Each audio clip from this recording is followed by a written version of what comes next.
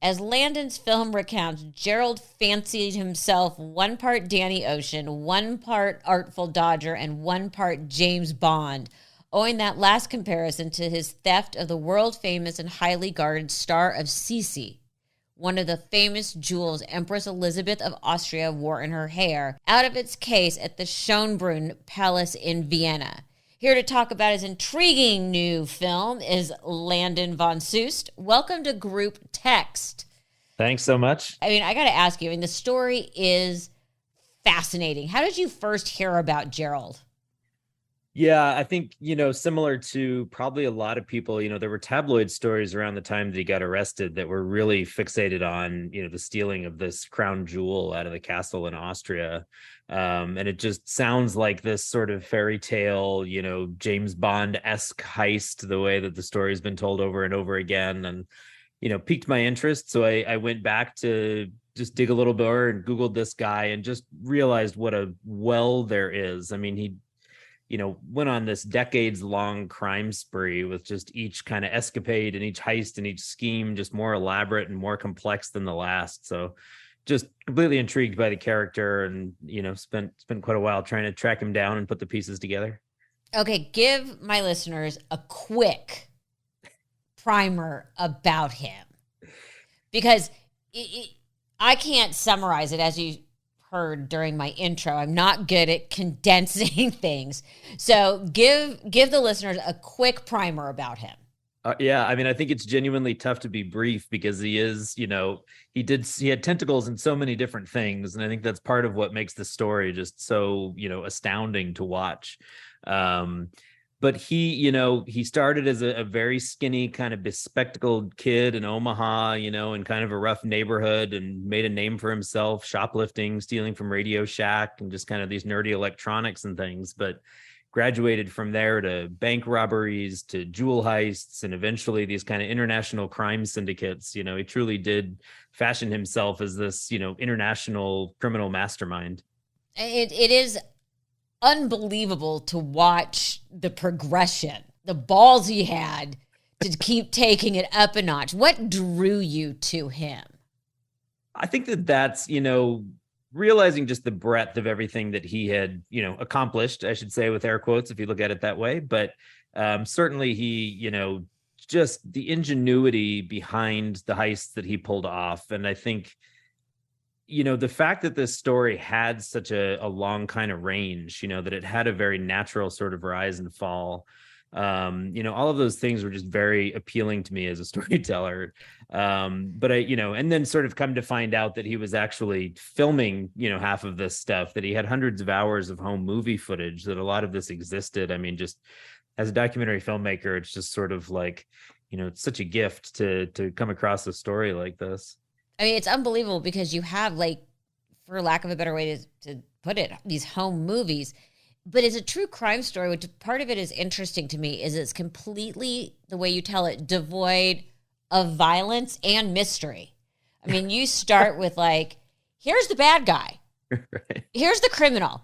Now we're just going to follow him rather than unraveling how, the discovery. Was that did you make that decision because you actually had, an absurd amount of footage that he provided? Yeah, I mean, I think, first I'll say that, the fact that there wasn't kind of a dark, kind of underbelly to this story, that there wasn't kind of a grisly murder or something that, I think would have required really treating the story with a certain amount of, seriousness, I guess, for lack of a better word. He almost, exclusively targeted financial institutions. And as you said, no one was ever physically injured in any of his crimes.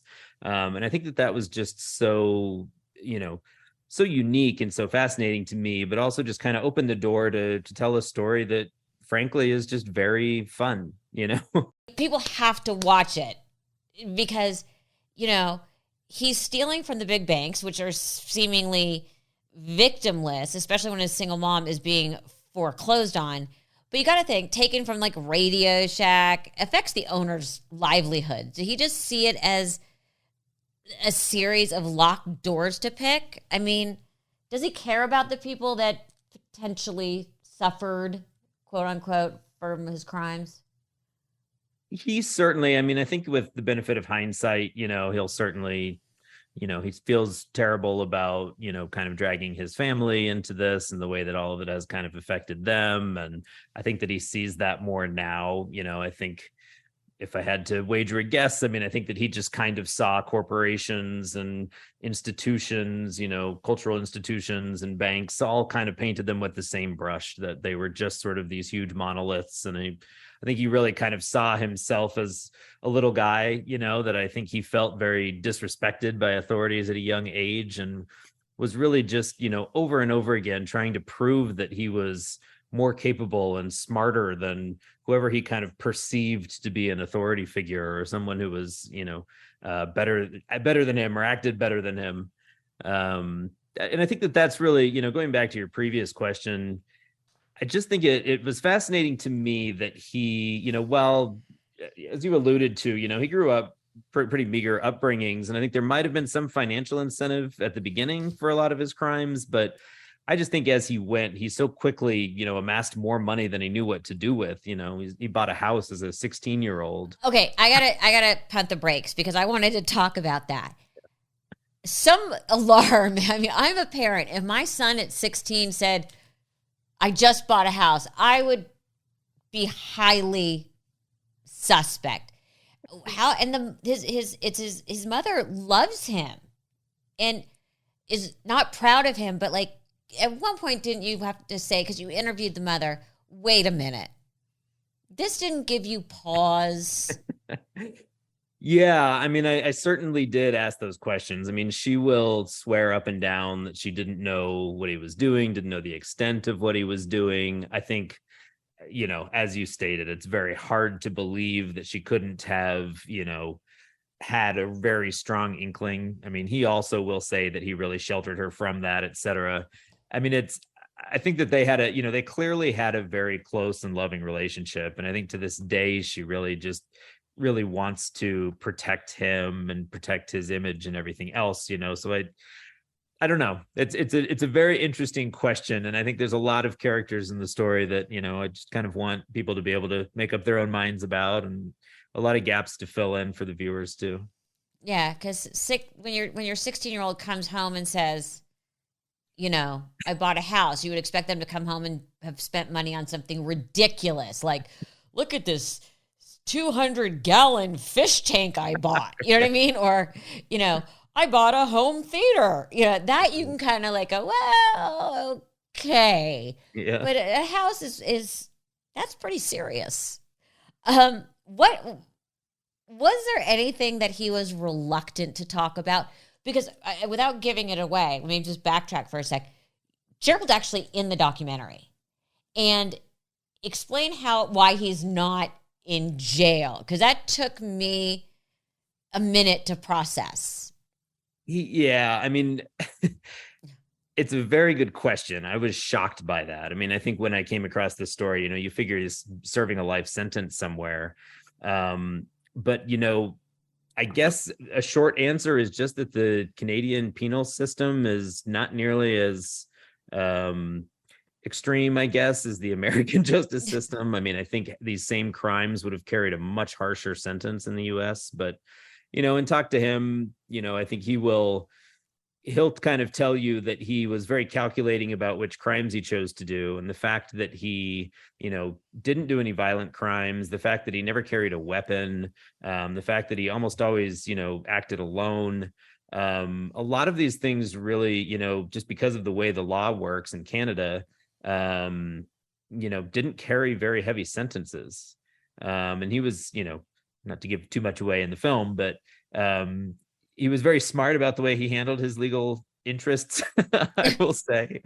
But I think that he, I think it was a huge turning point in his life, as a teenager, to be arrested in the United States, serve real hard prison time, as a minor, and ultimately be deported to Canada. I think that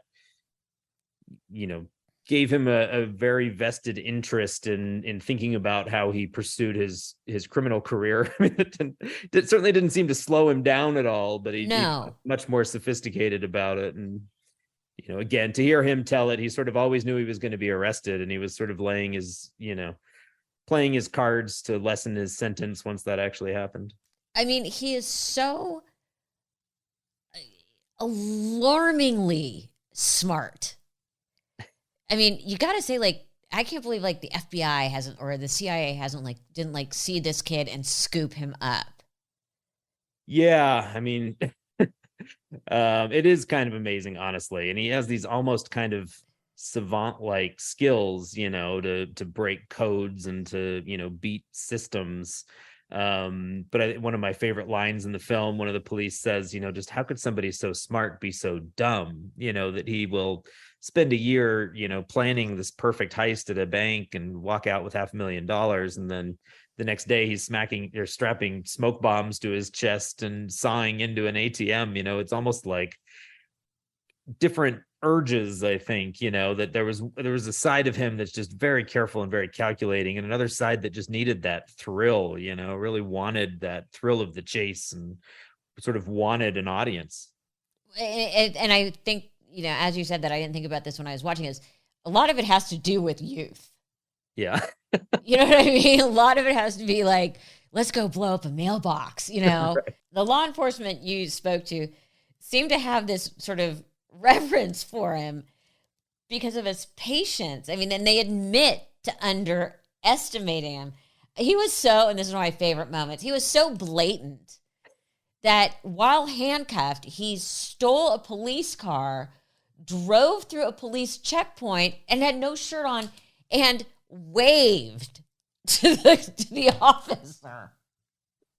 I mean, they had to have loved him in some strange way. That was one of the most surprising things to me too, because some of these police officers, he just flat out humiliated. Several of them told me that they thought they were going to lose their jobs after run-ins with him. And they, almost across the board, were very happy to talk about these things, and tell these stories. And I think part of it is, huge moments in their life and just very shocking stories that they can look back on, 20 years later and sort of laugh about. But, I think I just came to realize that when you're a police officer, you're kind of just dealing with knuckleheads 90% of the time, and domestic violence and a lot of very dark, side of our society, I guess. And I think to come across somebody like this who frankly enjoyed what he was doing, who kind of got off on trying to beat, the system, that it set up this really kind of true life cat and mouse game. I mean, it was this real sort of cops and robbers that I think some of the police officers admitted flat out that, they enjoyed kind of trying to match wits, that they wanted to try to stay a step ahead of him as much as he wanted to stay a step ahead. And really to set up this amazing kind of opposition that is really hard to find in documentaries. There's such, diametrically opposed forces. Especially because there's no violence involved. Yeah, right. So the big heist. What prompted him to say, this is what we're going after? Why that? I mean, That's it's a good question. I mean, and it's not really in his wheelhouse. It might be more in his wheelhouse than, would be obvious. And I think that he, it's a phrase that I've heard him say multiple times, and he actually says it on a wiretap, a recording that we have in the film, that he just likes having things that he's not supposed to have. And I think when people, kind of build up and assign value to things, that he likes collecting them. And he's claimed that he has other things, I'll say, that, no one knows about. I know that he's stolen other things from museums, just strange kind of useless artifact type things, that, it's not like he could fence it and turn a profit on it or anything. That I really think it's a prize, and it's just sort of to prove that he can. And I think so, in the case of this crown jewel in Austria, he was on a tour with his fiance, or I guess kind of almost like a honeymoon trip, maybe right after they were married. And, I think just was on a tour and heard how rare these things were, and heard what, cultural value they had in Austria, and he saw an opportunity and just saw a challenge and decided to go for it, I guess. Honey, look what I got you. Yeah. You needed a wedding gift. Yeah. Yeah, honey, look what I got you. Is this better than the big ring? What did he play? Like you said, he just holds on to this stuff. What did he plan to do with it? Was he gonna say, "Look, I got this," and become a hero in Austria for finding the missing jewel? Or I mean, that's like such a weird one. Like you said, stuff from a museum. That jewel seems like a strange one because it's not random. It's been photographed throughout history. What did he plan to do with it? I honestly have no idea. I think he can sort of rewrite history and say that he had these grand plans with it. I don't necessarily buy that personally, but I think again that he, it's sort of bragging rights in a way, but I don't know. It's very hard for me to put my foot on, and I think, or put my finger on, sorry. Finger, foot, whatever, an appendage on, an appendage. I'll try to keep my feet off of it. Yeah. I think that, and it's sort of to use a bad pun, it's sort of a crowning achievement, but I think that it's also just something that's very insightful in my mind, and why, we decided to call the film The Jewel Thief, even though obviously he was much, much more than that. I think that drive, and what exactly was propelling him to do these things is just so fascinating to me, because, like I was saying before, he very quickly gathered more money than he could ever spend, as a teenager and as a young person, that there was just obviously something else, and I spent so long really kind of trying to drill down into that. And I think there's, a lot of answers that are just so interesting to get into that psychology, because it is just so hard to understand why anyone would steal something like, a crown jewel of Austria. Like, he can't sell it. There's no monetary value. There's really no reason whatsoever to have it. But I think he was just, by his own admission, he was addicted to that kind of thrill and that rush of just seeing what he could get away with, what he could accumulate.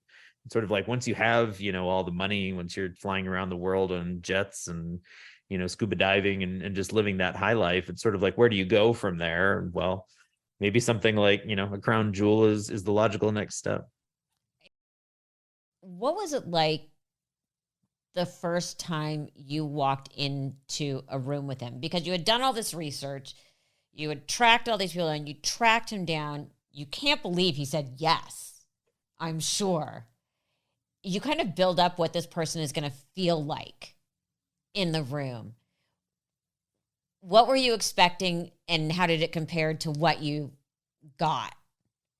Yeah, I mean, I was obsessed with, I was and am just obsessed with this story for such a long time, and had years and years to do research. I mean, when he was first arrested, there was so much interest in his story. It was just really hard for me to get my foot in the door. I mean, he was getting requests from people like Oprah, and Warner Brothers and big kind of budget Hollywood movies.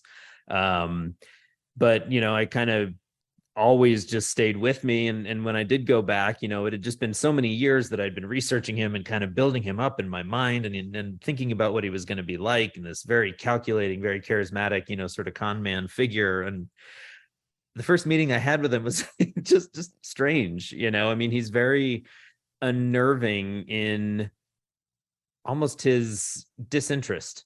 That he's almost, he's obviously, he knows these things. I mean, there've been tabloids and different things, and I wasn't the first person to express interest in making a film. But he just, he seems so almost nonplussed about the things that he did. He's so casual about it that I think that was just very hard for me to sort of grasp. He'll tell me a story and my jaw just hits the ground, and he just kind of, he'll give you a little laugh maybe, but he's just very straightforward and very like, almost like he's just telling you about, his day at the office the day before or something. Because it's interesting, especially as a storyteller, how you kind of worked around this. And maybe this just was me. He's not a very likable guy and has zero charisma.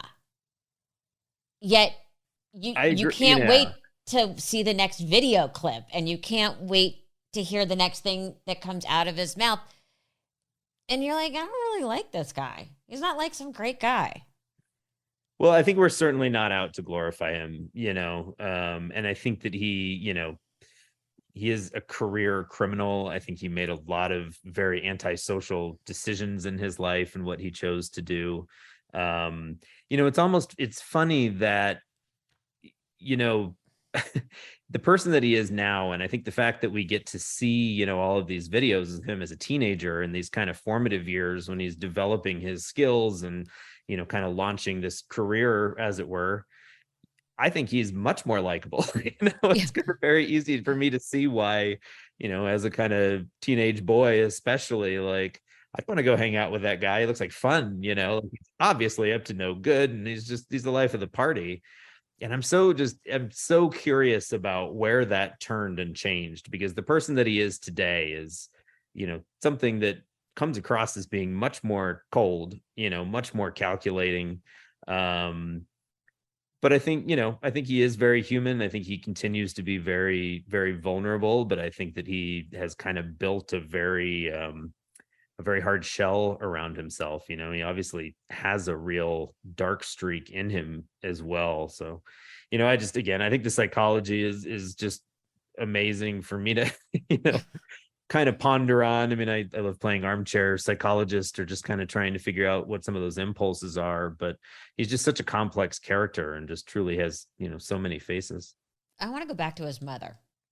Sure. Because she sat to talk quite a bit. It is clear that she loves him, but she's almost blinded by her love. Could be. In a strange way. Has she reconciled at all?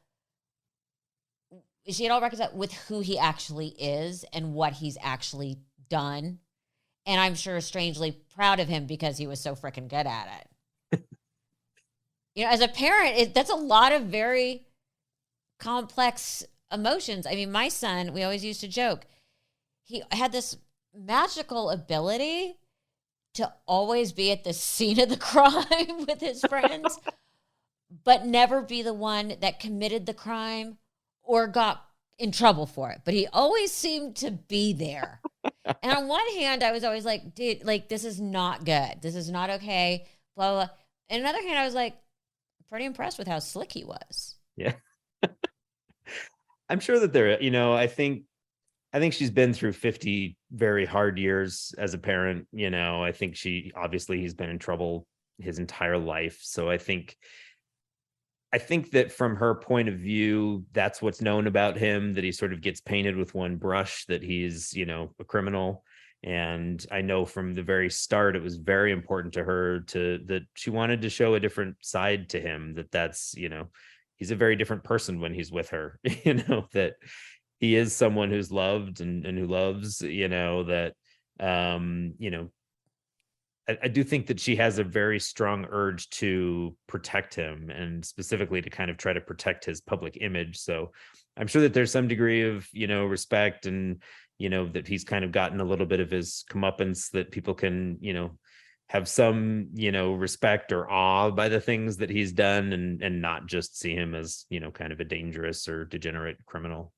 What are they living on financially now? Or they're like, boxes of Cougarans buried all over the world, doubloons. What is he living on now, and what is she living on now? I mean, again, do they still have the house that he bought when he was 16 with the nice appliances and the good cabinetry? It's a very good question, and one that I don't have a very satisfying answer to, unfortunately. There's a lot of speculation about that. Again, he kind of has kind of a cop-out type of an answer for that. I think I will say that, when he was ultimately arrested, and I think this was true when he was young and he was arrested too, that basically all of his assets were seized. But part of the deal that he made when he was arrested in Canada was that he basically, pay back everything that he stole from the banks, which he did very quickly. signals to me that, if that was every cent that he had to his name, it might not have been such a quick decision. Yeah. We know that he was traveling the world. We know that he was committing crimes internationally, so I think it stands to reason that he probably had a nest egg somewhere, and I don't know if that was enough for him to live off of or not. Honestly, I mean, we can speculate, but I will say that virtually every law enforcement agent that we spoke to, holds a strong opinion that he's not really capable of stopping and reforming. But to hear him tell it, he's stepped away from all that and he's living a relatively quiet life. What is his day-to-day life? Does he have a job? I mean, what is his day-to-day life? Does he have kids? Does he have solid relationships? Is he still in touch with his gang? Yeah. I mean, he kind of prefers to keep a lot of that private, I think for obvious reasons, but I can say that he is, living a relatively quiet, but obviously comfortable life. He doesn't have a 9 to 5. I don't know if he would be capable of something like that. He wouldn't pass the background check. But I know he's, even kind of legally and not working in sort of the criminal realm, he just has scheme after scheme of ways that he kind of dreams up to make money, and, just every bit as elaborate, and he's doing it legally from everything that I know. But yeah, he has a lot of irons in the fire at any given time. I can say that. And what about relationships and family and friends? I mean, he continues to be very good friends with, a lot of the people that he's seen in the film. He's obviously still very close to his mother. Again, one request that he's made throughout this entire process was that we kind of leave his personal life today out of it, that we were sort of here to explore this, part of his life that spanned about a 20-year period. So I'll stay true to my word on that. I don't want to reveal much. I mean, that'll be for him to discuss, but yeah, I mean, I think, again, I don't have any evidence that he's doing anything criminal, but I can say that he's not kind of working a 9 to 5. He seems to be living relatively comfortably, and I think he's found a lot of interesting ways to make a living. In your heart of hearts, and this is just your opinion, do you think he has completely stopped, or do you think that there's been a few things that haven't come to light yet? Oh, I mean, there's definitely a lot that has not come to light, and I think it's kind of funny that, you think about him being, an open book, and it's sort of like, why is he telling us all this stuff? But there's a reason. There's a reason. Well, every story and everything that he tells in the film has already been, reported on publicly somewhere. I mean, I like you was shocked that he's not a household name in the United States, but it was certainly a big tabloid story when he was arrested in Canada, and a lot of local newspapers and things ran lots of stories about him. So a lot of this is kind of out there, and these stories have been out there, and I think once they're public, he's been very eager to kind of tell and reminisce those stories. But there's just no way that there aren't equal crimes that we don't know about that have never come to light. See, my gut says he's still doing it. I can see how you'd arrive there. Yeah. So your list of credits is very impressive and some pretty dark topics. It's a little frightening that this is the lightest film you've made. Gee, I'm taking a break from, genocide or whatever the other two are about, and pivoting to a life of crime. How is it different than making your other films? I think it was very different and intentionally very different. I mean, I've been very invested in social issues, from foreign aid to education and kind of judicial issues and school to prison pipeline, and spent many years working on those types of projects that I've, really, given all of myself to and all of my heart. But I think when you're working kind of day in, day out on problems that just seem so hard to unravel, and some things that just sometimes feel hard to see a way out of, I was excited to tell a story that was a very fun story just on its own merits. Yeah. I mean, I love character, I love heist movies, just so much about this was appealing to me, and it's something that I've wanted to do for a very long time. But I think it was in a lot of ways just kind of nice to tell a story and make a film that I felt like you could really just have fun with in a very different, kind of way. Do you think you could pull off a heist now? Like, I know I could pull off The Perfect Crime because I have watched, and people think I'm joking, I'm not, literally every episode of Law and Order. So I am fairly convinced that I could solve a crime as well as pull one off. I would, I feel like I could copy some things that he did, but I'm sure security has changed to the point that it wouldn't quite work in the same way. But just,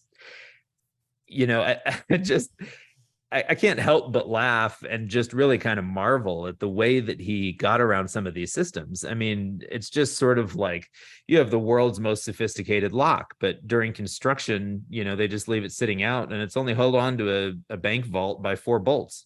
Right. So it's like, if you're there before the money is, you can put in all kinds of trap doors and all kinds of ways to give yourself access. And I just, when I first read some of this stuff, I just thought he was just one of the most, unique thinkers, in any realm that I'd ever really come across.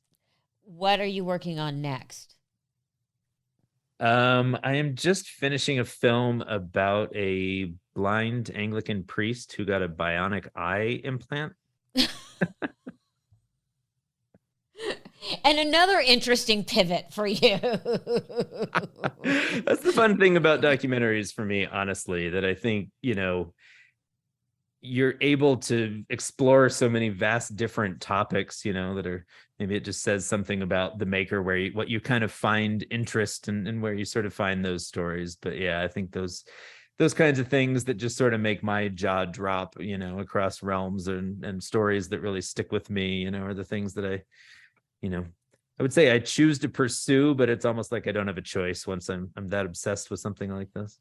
I would love to hear the pitch walking into a room about, so there's this blind Anglican priest who gets a bionic eye. I mean, that's hilarity ensues. Yeah. Exactly. Landon Van Soest, thank you so much. For everyone who's listening, The Jewel Thief is currently streaming on Hulu. Totally worth checking out. This has been so fun. Thank you so much. Thank you. It was a great time.